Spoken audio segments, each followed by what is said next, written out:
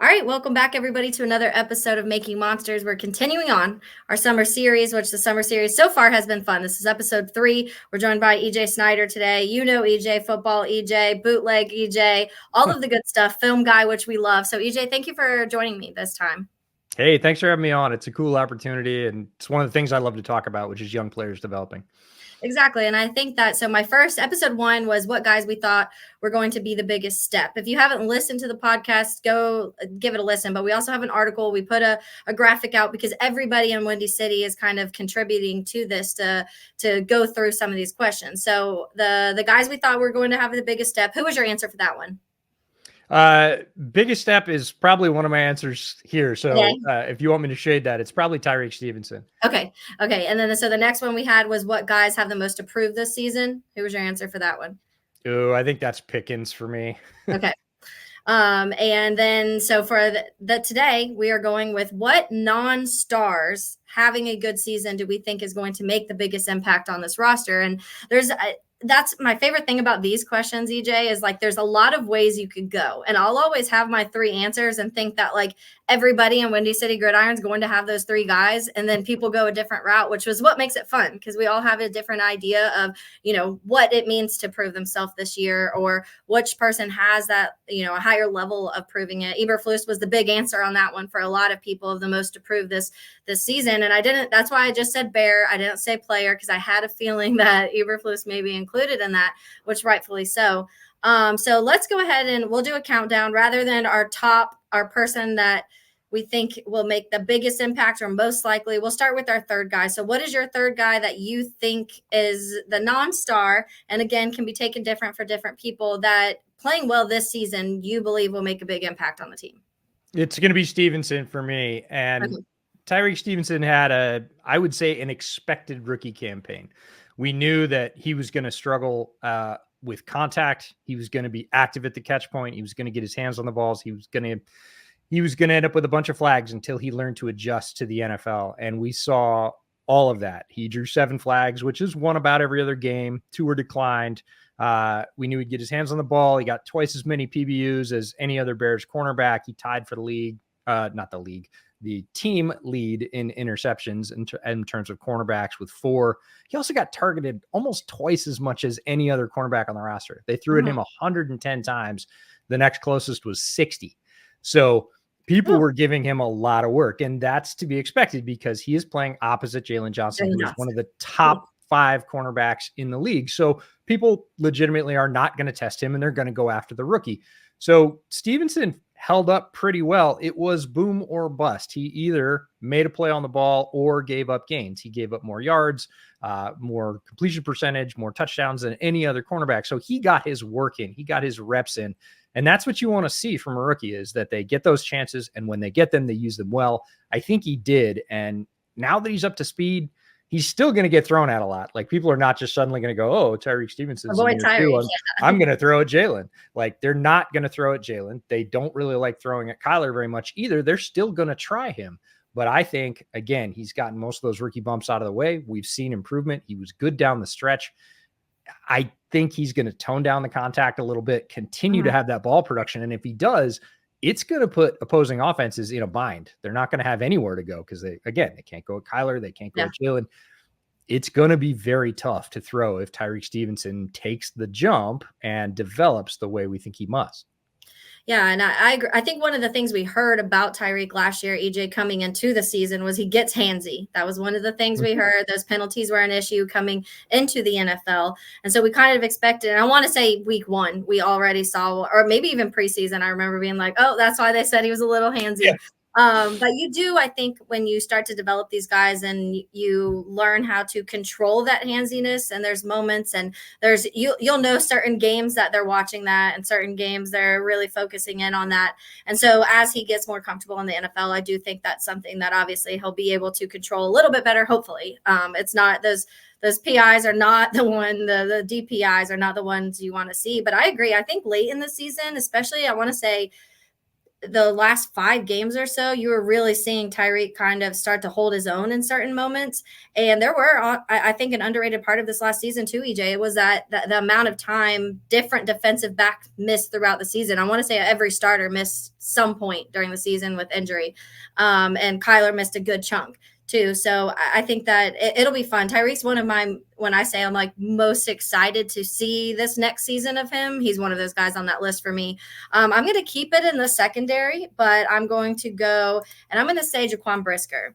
I think that I'm a big fan of Brisker. I think that some people on Twitter and the Twitter world are thinking he's getting a little too chatty, a little too vocal. He'll kind of argue with people on Twitter.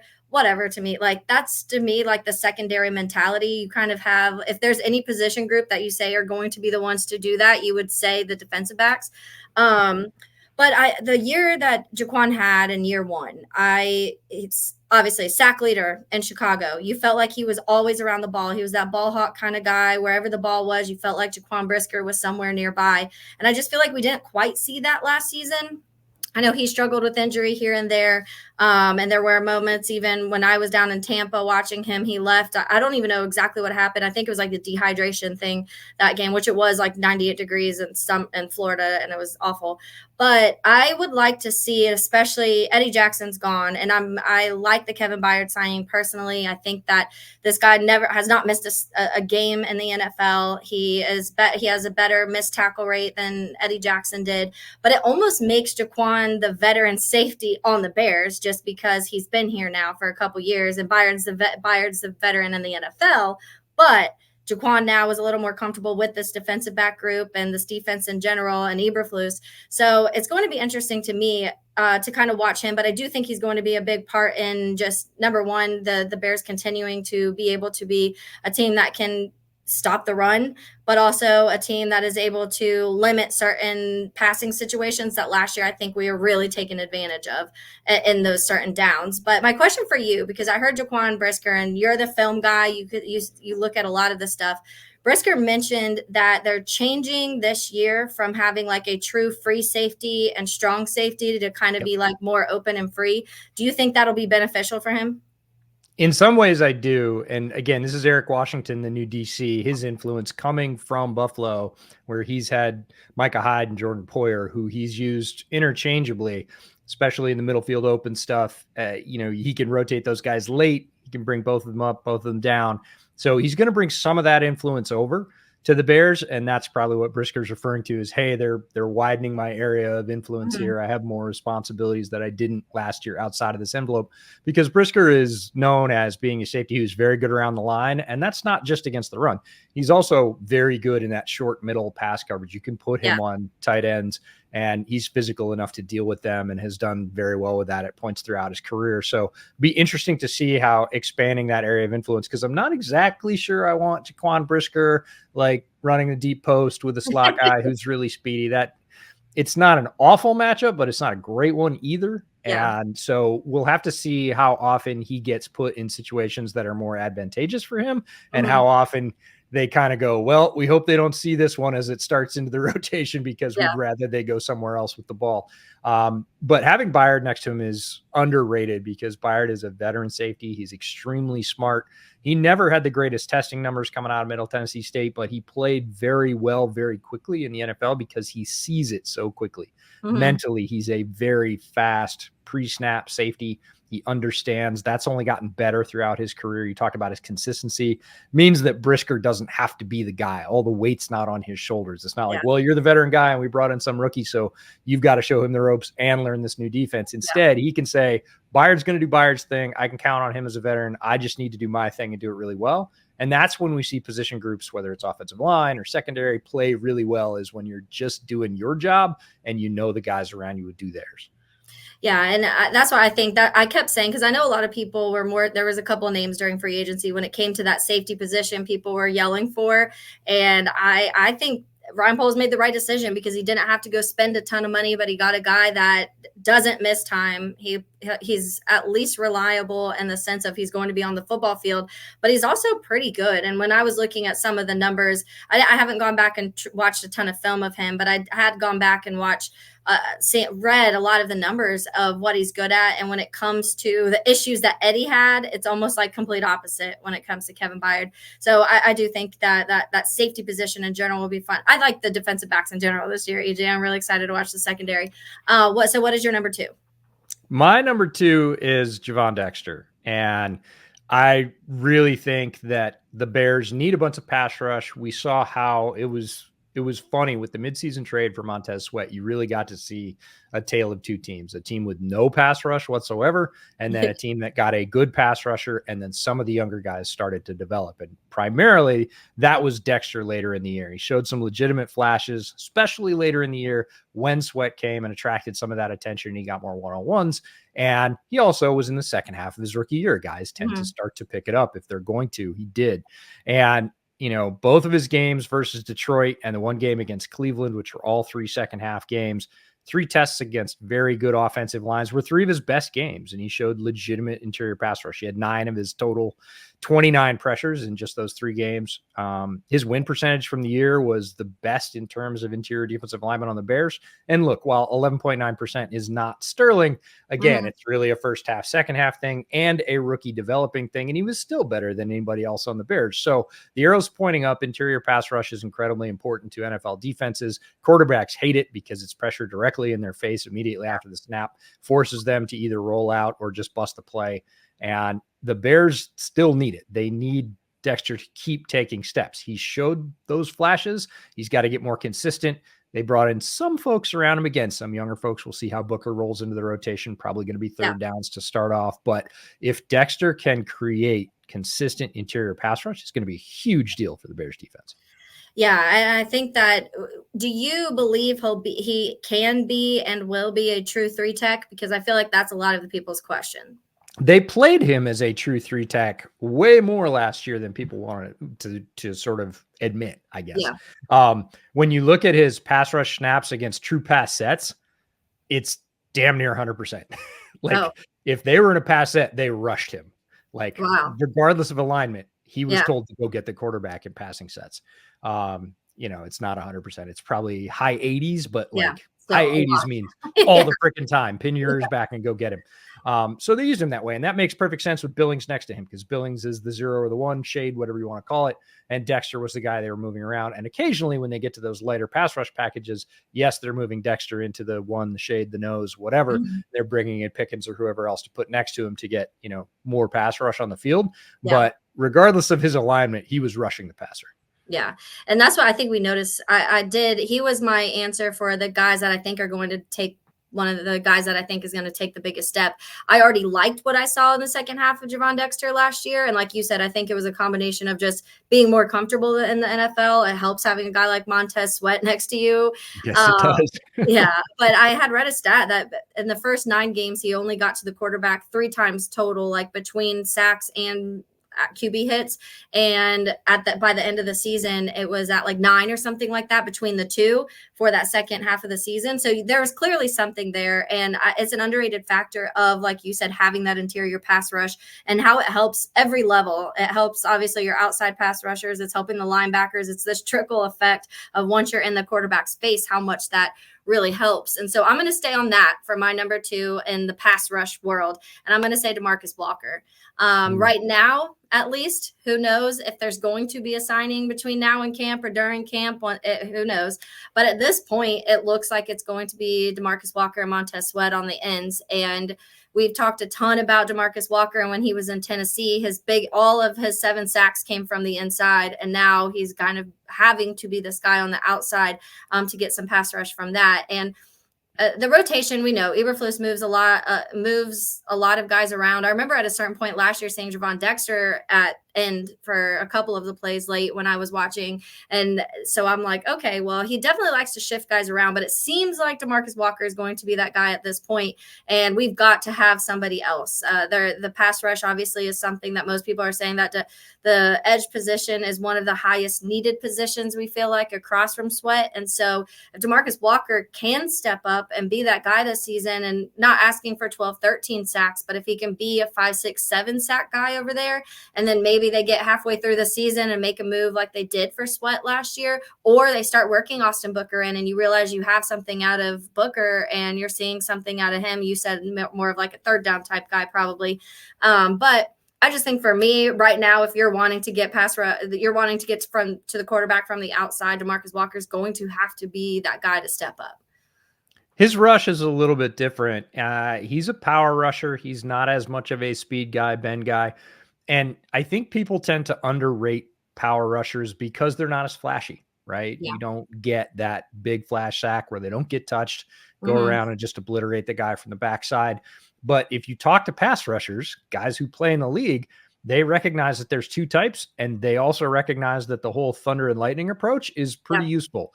Like guys that can compress the pocket with power are very useful, and they help guys who have speed because it changes angles. And typically pass rushers go on two different tracks. The power guy will take the lower track. The speed guy will take the slightly higher track. And that basically puts a quarterback in kind of a pincher, right? You can't step back. You can't step forward. That's what they want. They want to rush at different levels.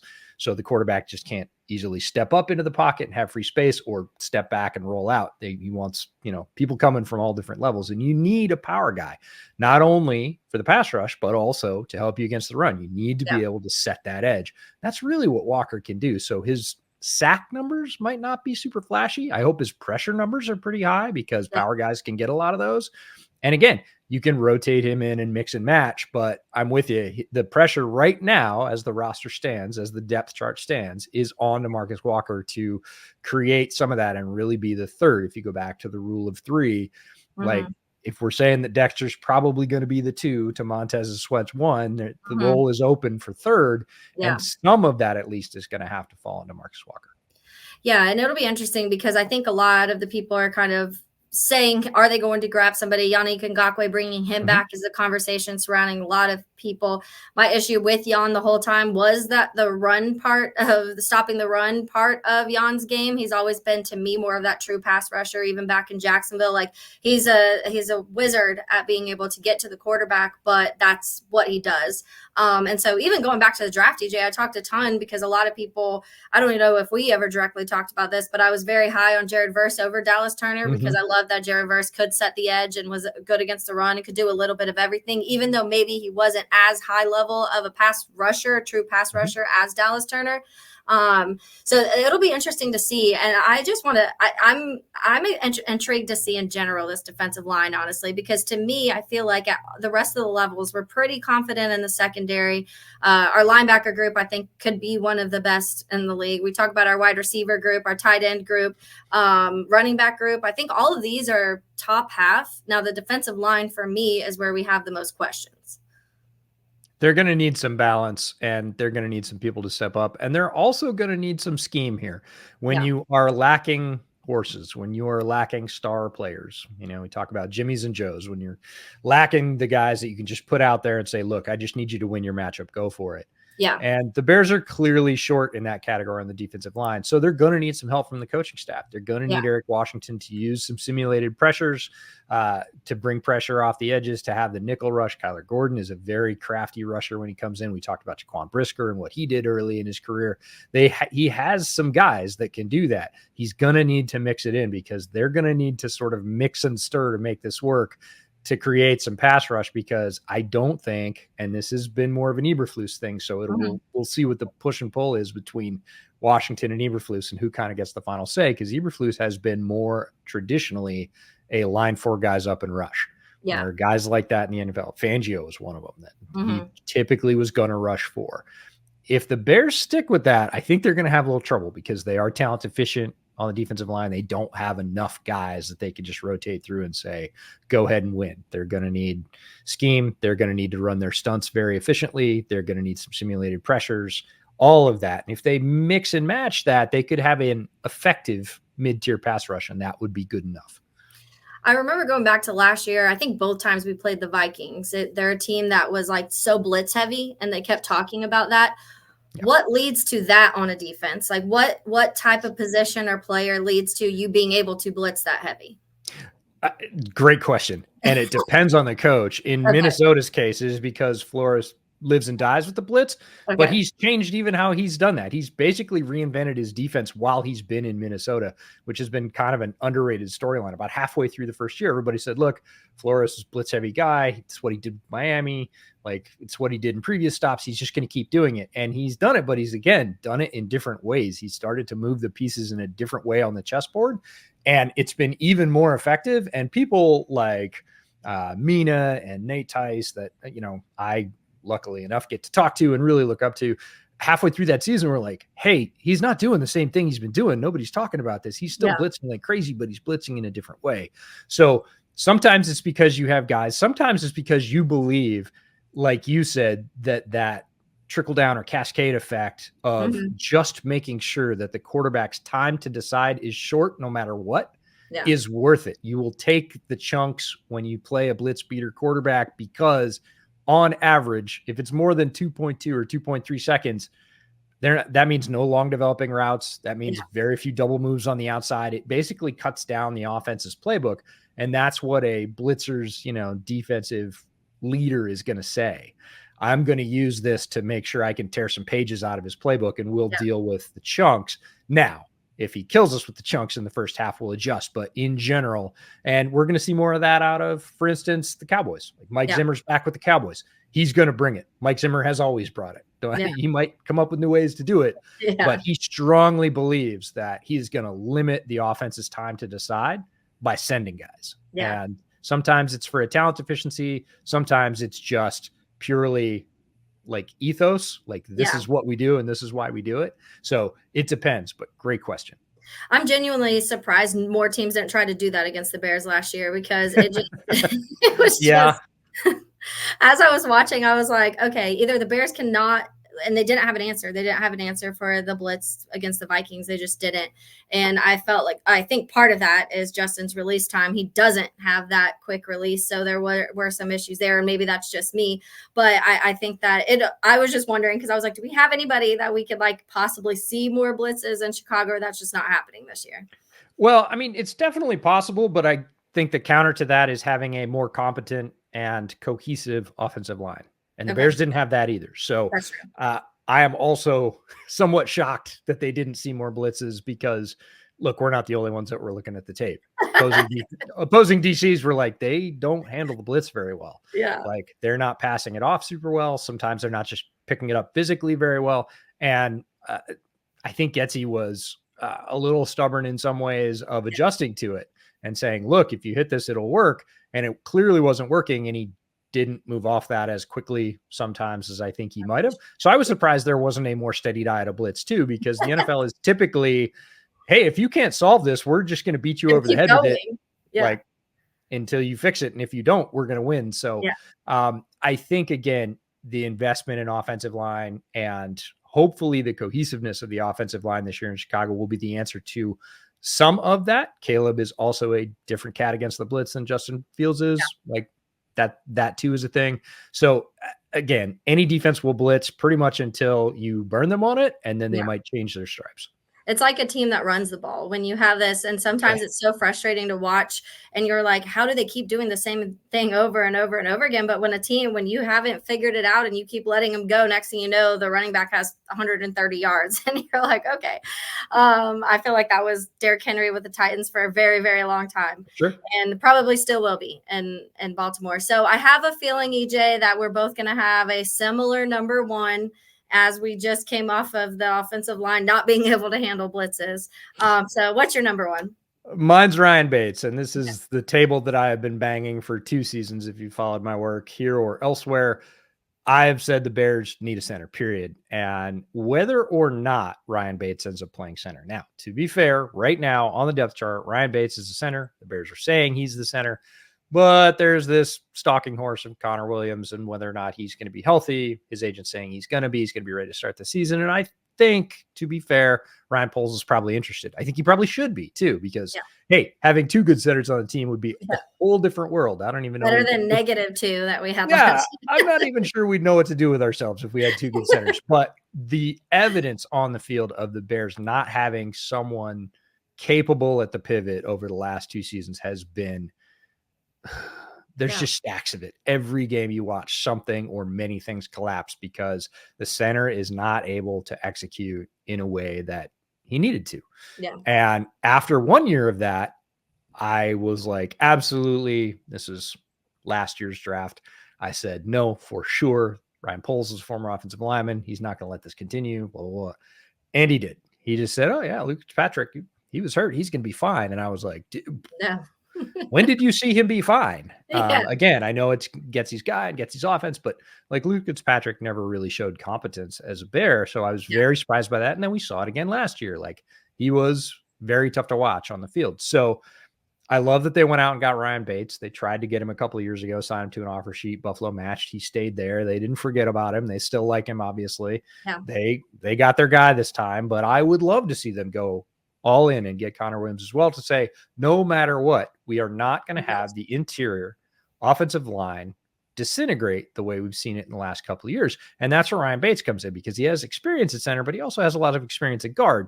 So if Nate's not able to be on the field, which he's struggled with, if Tevin gets hurt because he's been dinged up, you're not having this drop off of, hey, our starting center wasn't great, and now we're rotating pieces to try and make it up, and it's really just not working. Here you can say, we've got a guy that can start at the pivot that's competent.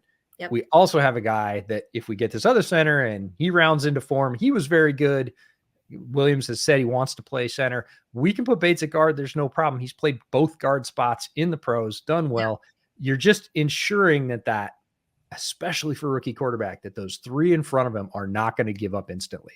Yep. Like no quarterback does well. Peyton hated it. Brady hated it. Breeze hated it. Everybody hates pressure up the middle because it's right there in your face and you really can't even get set in your drop. So protecting Caleb and making sure that he has at least a couple of seconds to get his feet under him, get through the options and decide what he's going to do.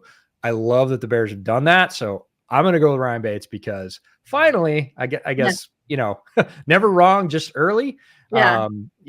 3 years in, okay, we think they got a center. Yeah, I went the same route. I said Ryan Bates / Coleman Shelton. I do think that Ryan Bates, if that's the battle, if it's between them two, I do think we see Ryan Bates starting. So my question, though, because I think a lot of people talk about why Ryan Poles loved Ryan Bates, because Ryan Bates wasn't the starter even in Buffalo. Yep. Mitch Morse was, who Jacksonville ended up getting. Yep. But Ryan Poles obviously had his eye on Ryan Bates for a few years because this is as soon as, we just talked about, he didn't get him the last time they matched the offer. And then as soon as he could, he went and snagged him. What is it that you think he loves about Ryan Bates?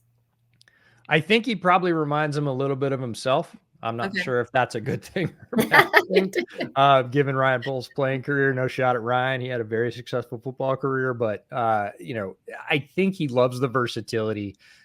He loves that wherever he moves him in the interior three, he doesn't feel like there's going to be a significant drop. If you look at Bates's effectiveness at all three of those different spots, which are quite different. I mean, I know a lot of people think it's like Legos. You can just unplug it here and plug it in there and it'll be the same. It's not necessarily true. It is for some players. Lots of players on the Packers offensive line, for instance, seem to be able to play anywhere forever. Or Tevin Jenkins, as long as he's healthy. As long as he's healthy. And that's the thing, is they've struggled with a myriad of different issues. Lucas Patrick was just ineffective. First he was hurt, then he was ineffective. Nate was not on the field for a different number of reasons. And even when he was on the field, he had very hot and cold streaks. He had some games where he played terribly. Maybe he was rusty. I don't know. But again, consistency is the thing. Tevin plays very well when he's healthy, but if he's not healthy, there was a big drop off to the interior set of guards. I think it took a second, but back to what Poles sees about Bates. Poles kind of locks on a guy. As we start to build a book on a GM, there are certain tendencies. And Poles definitely has this, and it's not necessarily the greatest trait as a GM. This absolute belief that your guy is your guy and he's the best guy, whether it's in the draft or free agency, and saying, I believe that's my guy. I'm going to go get that guy. And we've seen, like, even Ian Cunningham, the assistant GM for the Bears, walk Poles back a couple times. Even in this draft, he did this, going to trade up for both Odunze and Taylor. And both times Ian was like, let's just let it come to us.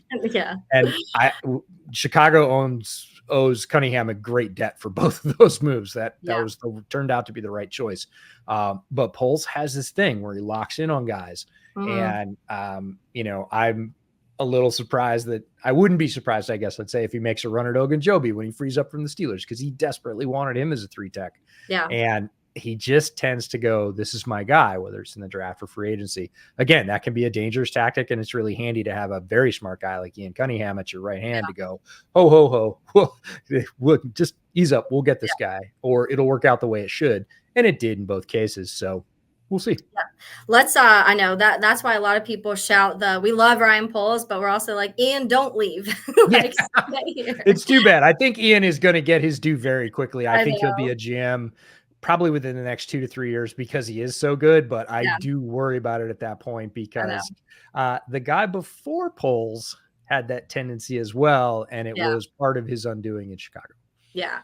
So I want to, but a couple minutes before we depart, I want to talk a little bit about we just talked some about the offensive line, but I want to go kind of across real quick and get your opinion on some of those. So Braxton Jones, for some people say you've got to get another left tackle. This is not it. Some people have said we've seen him improve, throughout the years, give him a little bit more time. They go and get Kyron Amagaji in the draft this year. And so some people are thinking, okay, this is maybe potentially Braxton's replacement. Some others think that maybe he could play a different position on the line. What are your thoughts on Braxton? And do you think Amagaji is possibly that guy to battle him? Definitely the guy to battle him, but I think Braxton Jones has earned the right to start at left tackle for the Bears. Okay. He is a very good pass protector. He is not necessarily the best run blocker, but again, when you have as much, we'll just call it turmoil, as much turmoil off to your right as Braxton Jones has had during his how time many as guys a has he tackle, had to play by? it's unreasonable amount is the correct answer. And that affects offensive linemen's play. Just like we said, when you can count on the guy next to you doing his thing and you just have to do your thing, everybody's better, especially in the offensive line. Braxton's not had that luxury, and he still played pretty well. He is improving. He's got great long arms. I think he's a good pass protector. I thought he was a good pass protector coming out. I'd like to see a year of Braxton Jones on a competent, the other 4 guys, offensive line. And then we can say that. But either way, I think the Amagaji pick is really smart because just like we talked about with the interior offensive line, if you're saying if either of the tackles goes down, we're at Larry Borum as a starter, I'm not comfortable with that in terms of we have a high probability to win games in that alignment. So having a young, talented guy who, again, I don't necessarily want starting as a rookie for multiple reasons, but is there and is pushing, more Jones than Darnell. Like Darnell played very well. Yeah. But having a competent third guy to step in for either of those. And then, eventually if he continues to improve and he pushes Braxton and Camp maybe next year, that's a great problem to have. If Braxton Jones is your swing, there's no bad answer there. But for this year, Braxton should be the left tackle to start. I want to see how he plays with a good offensive line around him. Now moving over to Tevin Jenkins, do you think that we want to see him play a full season? I think that's the most important thing is obviously seeing Tevin on the field. There's no arguing that the line looks different when Tevin's out there. Tevin's been our best offensive lineman when he is healthy and playing. But the injuries are a concern. At some point, you have to start to figure that out. But my question for you more so is, is there a position you think he's the strongest? Is it that left guard where you've seen him play his best? I want to see him play at guard. I thought he was a very good tackle, but I also thought he had a higher ceiling at guard. And it's like, hey, can you be a good, functional, mid-pack starting tackle in the NFL? I think he could be actually. Looking around at the tackle play in the NFL, I think that is a totally reasonable level if Tevin Jenkins got, say, stuck at right tackle if there was no Darnell Wright. But at guard, some of his tendencies and some of his real sort of superpowers come to the surface. Okay. And so I'm happy with him at either guard. If he is more happy at left, I want him at left. I want him as happy as he can be. And he's shown that he can play very well at either guard spot, but he's got to stay on the field. It's very much shades of Kyle Long, right? Kyle Long was an absolute game wrecker, a force when he was on the field, but his body didn't hold up. And certainly later in his career became hard for him to stay on the field. And that was frustrating for him, the team, the fans, everything else. Tevin is the exact same way. You're absolutely right. The Bears play differently with Tevin on the line. And if you go back and look at some of those tapes, especially when he is, say, the second game back after he's Mhm. knocked the rust off after injury, he's getting after guys, like Yeah. guys that are really talented. He is getting after them and putting them in the dirt. And that's fun to see. That's a very useful thing to have as an offense. I know the Bears are frustrated with his ability to stay on the field. Like Yeah. that is not a secret. It's not even an open secret. That's just a fact. Like But they know they need him there because he makes a big difference. and that's what I'm sure they asked him recently if there's been any contract talks, and he was like, not yet. And I think that's a large part why they 100%. haven't seen a healthy Tevin. And it's unfortunate because it's not even like he's had like, okay, he had his back injury. It's not like the next year is a back injury and a back injury. It's like a back and a neck and a different thing. So it's just been one of those unfortunate situations for Tevin. I really hope we see a full season out of him, but even then it'll be interesting to see those contracts once we get to that point, if they will sign him, if they are going to take this one season for what it is, or if they're going to say, give us a discount because you haven't been able to stay on the field. But so let's move over to, I'm going to skip, we talked center with Ryan Bates and Coleman Shelton, but so let's go to Nate Davis, right guard. Another guy, he doesn't really seem to like to practice much, and that's become a thing. We've seen injury and all sorts of injuries for different reasons. Nate Davis hasn't been on the field, and when you said, even when he has been on there, there's been a lot of inconsistencies in his play when he's there, and that was unfortunate because we were kind of hoping, hey, we're bringing this guy in who is a veteran and he's going to play right guard. We didn't know at the time it was Darnell Wright. I think a lot of people did have a feeling. I had the guess it was Darnell Wright that they were going to go after. And then you have a rookie. So you were hoping having this veteran guy by your rookie was going to help him out. It was almost opposite. Like Darnell in moments was helping Nate Davis in games. So do you think that what do they do with Nate? Do they just write it out? Do you think that one of these guys, because I think Coleman Shelton can swing a little bit too. I want to say he's pretty versatile. That's one of the things that Ryan Poles has been pretty good at, is finding guys that at least can play multiple positions on the line. But I feel like you have to have a backup because it's almost guaranteed he's not going to be there all year.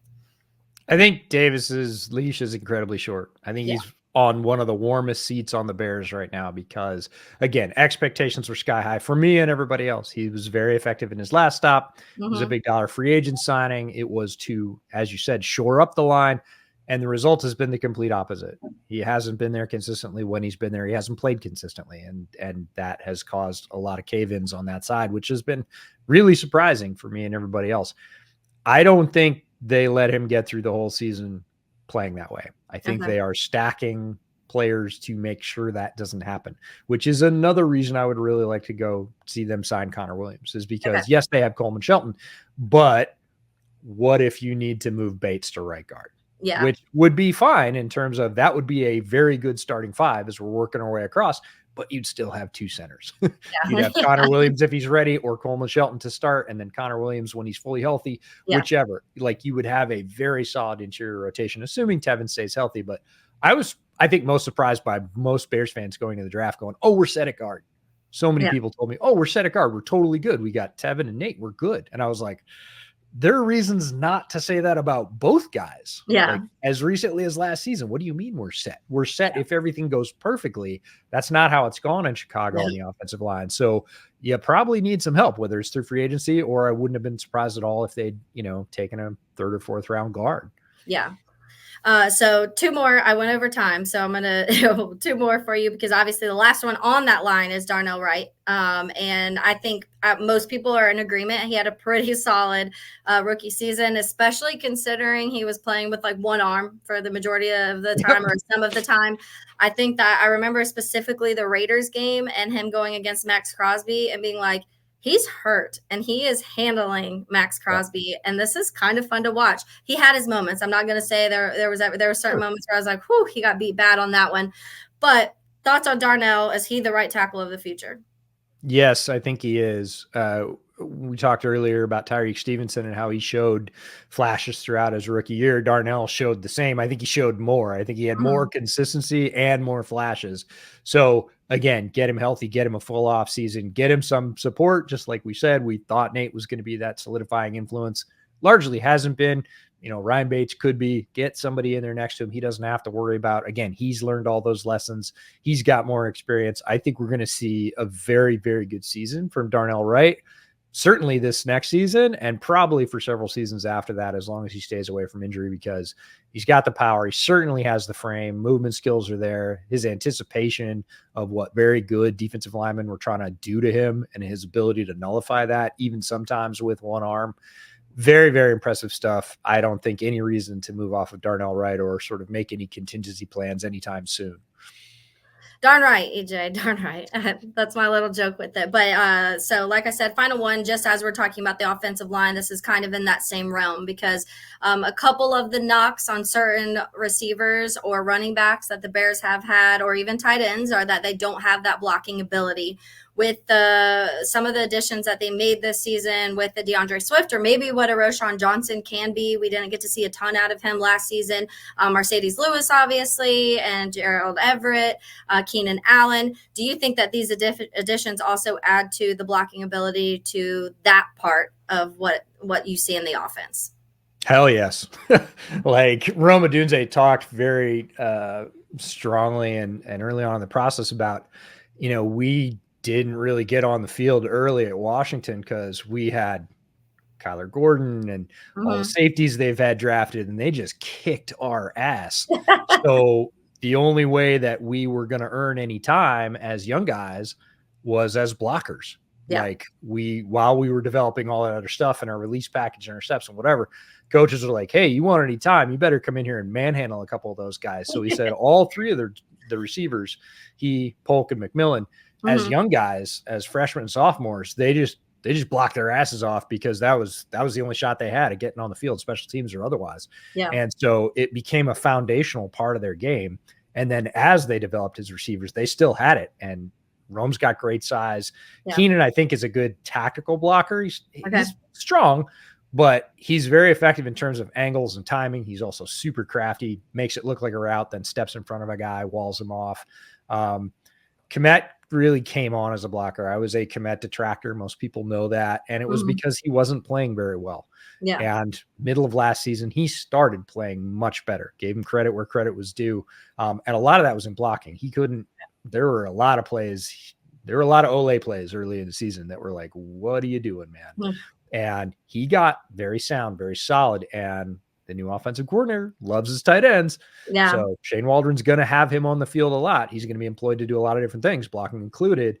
And as you start to look across that front, DJ's a hell of a blocker, super physical, definitely puts his nose in there. And you start looking at all those guys and you go, okay, who can't block? Because last year, if it wasn't Kmet, it was Tanyan. Tanyan's not a great blocker. Yeah.